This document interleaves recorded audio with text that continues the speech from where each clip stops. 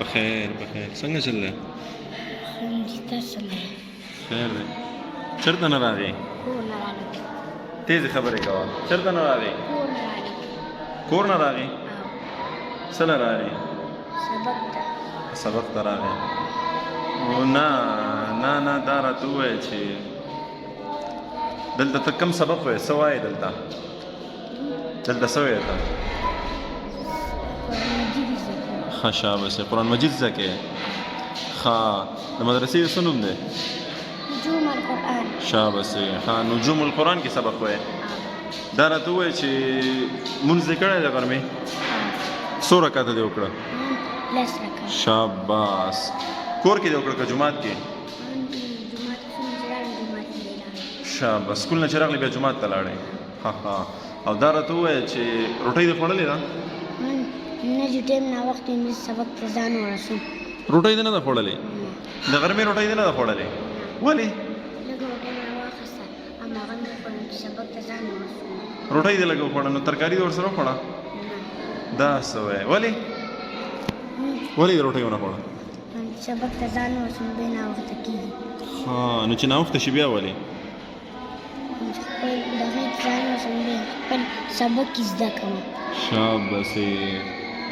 ملګرو د کلیپ مطلب مې دا و، د دې کلیپ نه مخکې ما سره د ماشوم میلاو شو او ما سره د خبرې وکړې، په لار روانو روټۍ خوړله. زه مدرسې ته نن په وخت راغلم، ما دې پوښتنه وکړه مېل څنګه چل دی؟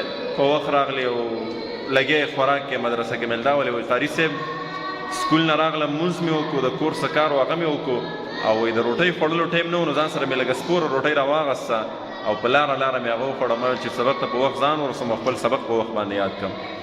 نو دې کې مونږ او تاسو دپاره یو میسج پروت دی چې د وخت پابندي څومره لازمي ده. یقینا کومو خلکو چې د وخت قدر کړی دی بیا وخت د هغه خلکو قدر کړی دی. نو هر ځای کې چې هر فیلډ کې چې هر محکمه کې د وخت پابندي لازمي کوئ، د وخت قدر پیدا کړئ. دا وړوکی ماشوم دی مونږ سره قاعده کې دی او دی وایي چې ما روټۍ صرف او صرف دې دپاره پرېښوده ما چې د مدرسې را باندې ناوخته نه شي او مدرسې ته په وخت باندې ځان ورسوم. نو الله رب العزت یې مونږ ټولو سره د وخت قدر پیدا کړي. ځکه یو بزرګ وایي، هغه یو خپله واقع بیانوي چې زما د بدلون دپاره یو واوره خرڅوونکی هغه زما د ژوند بدلوونکی و، زما د حالاتو بدلوونکی چې زما د هغې سره زندگی بدله شوه او الله طرف ته زه متوجه شوم. نو هغه صرف یو واوره خرڅوونکی سړی و. هغه څنګه و؟ وایي زه په یو بازار باندې تېرېدم او بازار کې روان وم، د ګرمۍ موسم و. په دې کې ما وکتل چې یو واوره خرڅوونکی دی، هغه واوره خرڅوي، ګاکان راځي واوره خرڅوي او اخلي. نو وایي څه وخت تېر شو، دا سلسله شروع بیا څه وخت تېر شو، په دې کې وریځ راغله. عموما چې وریځ راشي د ګرمۍ په موسم کې نو موسم یخ شي. نو چې کله وریځ راغله نو ما وایي واورېدل چې دغه واوره خرڅوونکی چې دی د چغې وهلې چې خلکو راشئ ما نه واوره واخلئ، زما سرمایه زما ګټه ضایع کېږي، زما واوره ویلې کېږي، راشئ ما نه واوره واخلئ. نو هغه چې کله دا اوازونه ولګولې ما سره فکر پیدا شو چې دا خو ډېر ناشنا اواز لګوي چې ای خلکو راشئ ما نه زما سرمایه لګیا د ویلې کېږئ دا رانه واخلئ.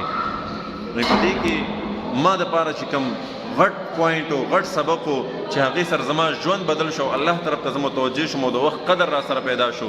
نو هغه دغه جمله وایي. ما ځان سره سوچ وکړو چې دا واورې والا دی، د واوره ویلې کېږي، دا د سرمایه ده، د ګټه ده د راتلونکي وخت دپاره.